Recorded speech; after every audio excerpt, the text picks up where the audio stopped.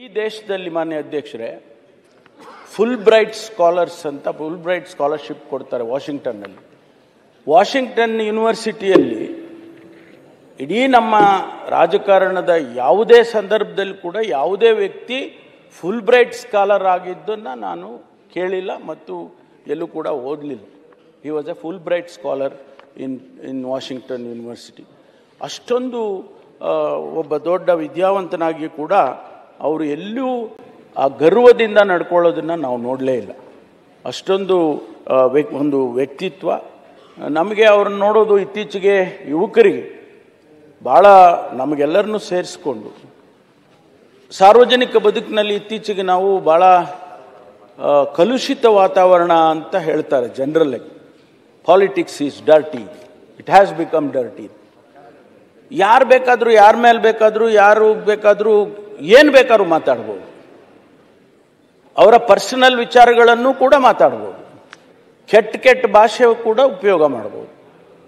ಅಷ್ಟರ ಮಟ್ಟಿಗೆ ಪಾಲಿಟಿಕ್ಸ್ ಇವತ್ತು ಬದಲಾಗ್ಬಿಟ್ಟಿದೆ.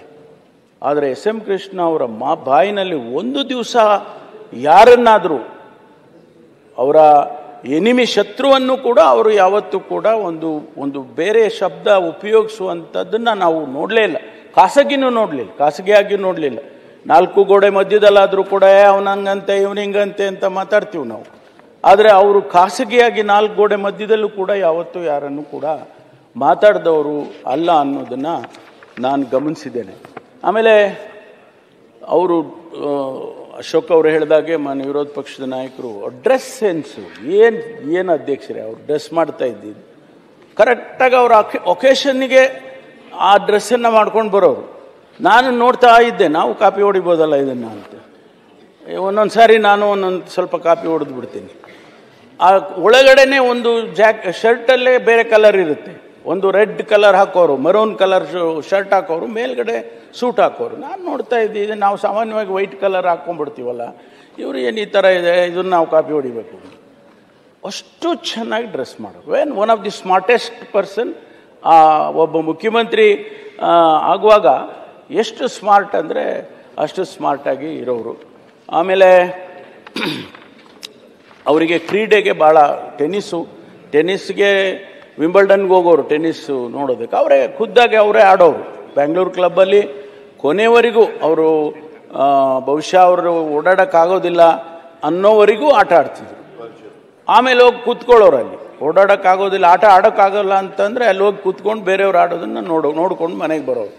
ಅಷ್ಟು ಕ್ರೀಡೆಗೆ ಪ್ರೋತ್ಸಾಹ ಕೊಡೋರು. ನೀವು ಹೇಳಿದಾಗೆ ಮ್ಯೂಸಿಕ್ಕಿಗೆ, ಸಂಗೀತಕ್ಕೆ ಭಾಳ ಇಷ್ಟಪಡ್ತಕ್ಕಂಥ ವ್ಯಕ್ತಿತ್ವ. ಅವರು ಇವತ್ತು ನಮ್ಮನ್ನು ಅಗಲಿ ಹೋಗಿದ್ದಾರೆ. ಬಹಳ ಸಾಕ್ಷಿಗುಡ್ಡೆಗಳನ್ನು ಬಿಟ್ಟು ಹೋಗಿದ್ದಾರೆ. ಇವತ್ತೇನಾದರೂ ಬೆಂಗಳೂರು ಅಂತಾರಾಷ್ಟ್ರೀಯ ಮಟ್ಟದಲ್ಲಿ ನಿಮಗೆ ಇಂಡಿಯಾ ಅಂದರೆ ಫಾರಿನ್ ಕಂಟ್ರೀಸಲ್ಲಿ ನಾವೆಲ್ಲ ಹೋದಾಗ ಸಾಮಾನ್ಯವಾಗಿ ಮಾತಾಡುವಾಗ ವೇರ್ ಆರ್ ಯು ಫ್ರಮ್ ಅಂದರೆ ಐ ಆಮ್ ಫ್ರಮ್ ಇಂಡಿಯಾ ಅಂದರೆ ಸ್ವಲ್ಪ ನೋಡ್ತಾರೆ. ಐ ಆಮ್ ಫ್ರಮ್ ಬ್ಯಾಂಗ್ಳೂರ್ ಅಂದರೆ ಅವಾಗ ಕಿವಿ ನೆಟ್ಗಾಗ್ತವೆ. ಬೆಂಗಳೂರನ್ನು ಇಡೀ ವಿಶ್ವಕ್ಕೆ ಪರಿಚಯ ಮಾಡಿಕೊಟ್ಟಿದ್ದು ಎಸ್ ಎಂ ಕೃಷ್ಣ ಅವರು. ಅದರಲ್ಲಿ ಈ ಆಧುನಿಕ ಜಗತ್ತಿಗೆ IT ರೆವಲ್ಯೂಷನ್ ಅಂತ ಏನಾಯ್ತಲ್ಲ ಇಂಡಿಯಾ ದೇಶದಲ್ಲಿ, IT ರೆವಲ್ಯೂಷನ್ ಬೆಂಗಳೂರಿನಲ್ಲಿ ಕರ್ನಾಟಕದಲ್ಲಾಗೋದಕ್ಕೆ ಮುಖ್ಯ ಕಾರಣ ಯಾರಪ್ಪ ಅಂತ ಹೇಳಿದರೆ ಎಸ್ ಎಂ ಕೃಷ್ಣ ಅವರು. ಎಷ್ಟು ಒಂದು ಸಂದರ್ಭದಲ್ಲಿ ಒಂದು ದಿನಕ್ಕೆ 200-300 ಕಂಪನಿಗಳು ರಿಜಿಸ್ಟರ್ ಆಗ್ತಾ ಇತ್ತು ಮಾನ್ಯ ಅಧ್ಯಕ್ಷರೇ, IT ಕಂಪನಿಗಳು, ಸ್ಮಾಲ್ ಟು ಬಿಗ್. ಇವತ್ತು ಅವೆಲ್ಲ ಕರ್ನಾಟಕದ ಆರ್ಥಿಕ ವ್ಯವಸ್ಥೆಗೆ ಅಷ್ಟೇ ಅಲ್ಲ, ಕರ್ನಾಟಕ ಮತ್ತು ಇಂಡಿಯಾದ ಯುವಕರಿಗೆ ಲಕ್ಷಾಂತರ ಜನ ಇದ್ದಾರೆ ಇವತ್ತು ಬೆಂಗಳೂರಲ್ಲಿ. ಬೇರೆ ಬೇರೆ ರಾಜ್ಯದಿಂದ ಎಲ್ಲ ಬೆಂಗಳೂರಿಗೆ ಬರ್ತಾರೆ, ವಾಪಸ್ ಹೋಗೋದೇ ಇಲ್ಲ. ಅವರು ಇಲ್ಲೇ ಇದ್ಬಿಡ್ತಾರೆ, ಇಲ್ಲೇ ಬರ್ತಾರೆ. ಈ ವಾತಾವರಣ, ಈ ಜನರ, ಈ ನಮ್ಮ ಕನ್ನಡಿಗರು ನಾವು ಹೆಂಗಪ್ಪ ಅಂದರೆ ಹೌದಪ್ಪ ಸ್ವಾಮಿಗಳು ಅನ್ನಂಗೆ ನಾವೆಲ್ಲರನ್ನೂ ಭಾಳ ಪ್ರೀತಿಯಿಂದ ವಿಶ್ವಾಸದಿಂದ ಕನ್ನಡಿಗರು ಕಾಣ್ತಾರೆ. ಹಾಗಾಗಿ ಬೆಂಗಳೂರಿಗೆ ಬಂದವರು ವಾಪಸ್ ಹೋಗೋದಿಲ್ಲ. ಅದಕ್ಕೆಲ್ಲ ಆ ಉದ್ಯೋಗವನ್ನು ಸೃಷ್ಟಿ ಮಾಡ್ತಕ್ಕಂಥ ಕೆಲಸ ಎಸ್ ಎಂ ಕೃಷ್ಣ ಅವರು ಮಾಡಿದರು. ಮತ್ತು ಆರ್ಥಿಕ ವ್ಯವಸ್ಥೆಗೆ ಇವತ್ತು ನಾವು ಸೆಕೆಂಡ್ ಹೈಯೆಸ್ಟ್ GST ಕಟ್ತಾ ಇದ್ದೀವಿ. ಇಂಡಿಯಾ ದೇಶದಲ್ಲಿ ಮಹಾರಾಷ್ಟ್ರ ಬಿಟ್ಟರೆ ಕರ್ನಾಟಕ ಸೆಕೆಂಡ್ ಹೈಯೆಸ್ಟ್ GSTಯನ್ನು ಕಟ್ತಾ ಇದ್ದೀವಿ. ಆ ಆರ್ಥಿಕತೆ ಆಗಬೇಕಲ್ಲ, ಏನಾದರೂ ಬೇಸಿಸ್ ಬೇಕಲ್ಲ ನಮಗೆ. ಆ ಬೇಸಿಸ್ ಆಗಿದ್ದು ಈ IT ರೆವಲ್ಯೂಷನ್ ಆದ್ರಿಂದ ಅದಕ್ಕೆ ಸಬ್ಸಿಡರಿ ಇಂಡಸ್ಟ್ರಿಗಳು ಬೇಕಾದಷ್ಟು ಇವತ್ತು ಬೆಳೆದಿದ್ದಾವೆ. ಈಗ ಹೊಸದಾಗಿ ನಮ್ಮ ಮುಖ್ಯಮಂತ್ರಿಗಳ ಅಧ್ಯಕ್ಷತೆಯಲ್ಲಿ ಏರೋಸ್ಪೇಸ್ ಟೆಕ್ನಾಲಜಿ ಬಂದಿದೆ. It is totally new in India. ಹೊಸದಾಗಿ ಇವತ್ತು ಆ ಏರೋಸ್ಪೇಸ್ ಟೆಕ್ನಾಲಜಿ ಪ್ರಾರಂಭ ಆಗ್ತಾ ಇದೆ. ಅದಕ್ಕಾಗಿ ಒಂದು SEZ ಅನ್ನು ಕೂಡ ಈಗಾಗಲೇ ಮಾಡಿದ್ದಾರೆ. ಅದು ಮುಂದಿನ ದಿನದಲ್ಲಿ ಲಕ್ಷಾಂತರ ಜನರಿಗೆ ಉದ್ಯೋಗವನ್ನು ಸೃಷ್ಟಿ ಮಾಡಿಕೊಡುತ್ತೆ ಅನ್ನೋದು. ಆದ್ದರಿಂದ ಇವತ್ತು SM ಕೃಷ್ಣ ಅವರು ಮಾಡಿರ್ತಕ್ಕಂಥ ಆ ಸಾಧನೆಗಳು ಮತ್ತು ಆಡಳಿತ ವ್ಯವಸ್ಥೆಯನ್ನು ಹೇಗೆ ನಿಭಾಯಿಸಬೇಕು ಅಂತ ತಮಗೆ ಗೊತ್ತಿದೆ. ಒಂದು ಖಾತೆ ತಗೋಬೇಕಂದ್ರೆ ಇವತ್ತಿಗೂ ಕೂಡ ಎಷ್ಟು ಕಷ್ಟ ಇದೆ ತಹಸೀಲ್ದಾರ್ ಆಫೀಸ್ನಲ್ಲಿ, ಇವತ್ತಿಗೂ ಕೂಡ. ಆದರೆ ಅದನ್ನು ಡಿಜಿಟಲೈಸೇಷನ್ ಮಾಡಿ ಅದಕ್ಕೆ ಭೂಮಿ ಅಂತ ಹೇಳಿ ಹೆಸರಿಟ್ಟು ಅಂತಾರಾಷ್ಟ್ರೀಯ ಮಟ್ಟದಕ್ಕೆ ಅದಕ್ಕೆ ಪ್ರಶಂಸೆ ಬಂತು. ಅದಕ್ಕೆ ಪ್ರೈಸ್ ಕೊಟ್ಟರು, ಇಂಟರ್ನ್ಯಾಷನಲ್ ಪ್ರೈಸ್ ಕೊಟ್ಟರು, ಸಿಕ್ತು ಅದಕ್ಕೆ ಆ ಭೂಮಿ ಪ್ರೋಗ್ರಾಮಿಗೆ. ಅದು ಇವತ್ತು ಒಂದು ಹೊಸ ಬದಲಾವಣೆಯನ್ನೇ ಕಂದಾಯ ಇಲಾಖೆಯಲ್ಲಿ ತಂದುಬಿಟ್ಟಿದೆ. ಹಾಗಾಗಿ ಅದು ಕೂಡ ಒಂದು ಹೊಸ ಅಲ್ಲಿ ಇನ್ಫೆಕ್ಷನ್ ಆಗುತ್ತೆ ಅಂತೇಳಿ ನಾವು ಹೆಚ್ಚು ಯಾರು ನೋಡೋಕ್ಕಾಗಲಿಲ್ಲ ಅವ್ರನ್ನ. ಆದರೆ ಭಾಳ ದುಃಖದಿಂದ ಇವತ್ತು ನಾವು ಅವರನ್ನು ಸ್ಮರಿಸ್ಕೊಳ್ತೇನೆ. ಅವರು ಕಾಂಗ್ರೆಸ್ ಪಕ್ಷಕ್ಕೆ ಒಂದು ರೀತಿಯಲ್ಲಿ ಅಸೆಟ್ ಆಗಿದೆ. ಅವರು ಅಧ್ಯಕ್ಷನಾಗಿದ್ದಾಗ 12 ಜನ ಉಪಾಧ್ಯಕ್ಷರನ್ನು ಮಾಡಿದರು. ಆ 12 ಜನದಲ್ಲಿ ನಾನು ಕೂಡ ಒಬ್ಬ ಉಪಾಧ್ಯಕ್ಷನಾಗಿ ಅವರ ಜೊತೆಯಲ್ಲಿ ಕೆಲಸ ಮಾಡುವಂಥ ಸೌಭಾಗ್ಯ ನನಗಿತ್ತು.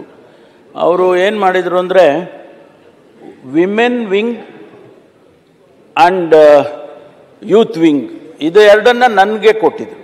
ನಾನೊಂದಿನ ಹೋಗಿ ಕೇಳಿದೆ, ಯಾಕೆ ಸರ್ ಹೋಗಿ ನನಗೆ ವುಮೆನ್ ವಿಂಗ್ ಕೊಟ್ಟಿದ್ದೀರಲ್ಲ ಅಂತ. I know you can handle them. ಅಂದರೆ ಜೋಕ್ ಕೂಡ ಹೇಗೆ ಮಾಡೋರು ಅಂದರೆ ಒಂದು ಸಟಲ್ ಜೋಕ್ ಅವ್ರದ್ದು. ಆ ರೀತಿ ಉತ್ತೇಜನ ಕೊಡ್ತಕ್ಕಂಥದ್ದನ್ನು ಕೂಡ ಅವರು ಮಾಡ್ತಕ್ಕಂಥದ್ದನ್ನು ನಾನು ಪಕ್ಷದಲ್ಲಿ ಅವರ ಜೊತೆಯಲ್ಲಿ ಕೆಲಸ ಮಾಡಿದನು. ಅದಕ್ಕಾಗಿ ಬಹಳ ದುಃಖದಿಂದ ಇವತ್ತು ನಾನು ಅವರಿಗೆ ಸಂತಾಪವನ್ನು ಸೂಚನೆ ಮಾಡ್ತಾ ತಾವು ತಂದಿರತಕ್ಕಂಥ ಈ ಸಂತಾಪ ಸೂಚನೆಗೆ ಬೆಂಬಲ ಕೊಟ್ಟು ಅವರ ಆತ್ಮಕ್ಕೆ ಶಾಂತಿ ಸಿಗಲಿ, ಅವರನ್ನು ಮುಂದಿನ ಪೀಳಿಗೆ ವಿಶೇಷವಾಗಿ ಸಾರ್ವಜನಿಕ ಬದುಕಿನಲ್ಲಿ ಅವರನ್ನು ಅನುಕರಣೆ ಮಾಡುವಂತಾಗಲಿ, ಜೊತೆಗೆ ಅವರ ನಷ್ಟವನ್ನು ಅವರ ಕುಟುಂಬ ವರ್ಗದವರಿಗೆ ಭರಿಸ್ತಕ್ಕಂಥ ಶಕ್ತಿಯನ್ನು ಭಗವಂತ ಕೊಡಲಿ ಹಾಗೆ ಅಂತೇಳಿ ಹೇಳ್ತಾ ಧನ್ಯವಾದಗಳನ್ನು ಅರ್ಪಿಸಿ ನನ್ನ ಮಾತು ಮುಗಿಸ್ತೇನೆ. HK ಪಾಟೀಲ್ರು, ನೆಕ್ಸ್ಟ್ ಜಮೀರ್ ಅಹಮದ್.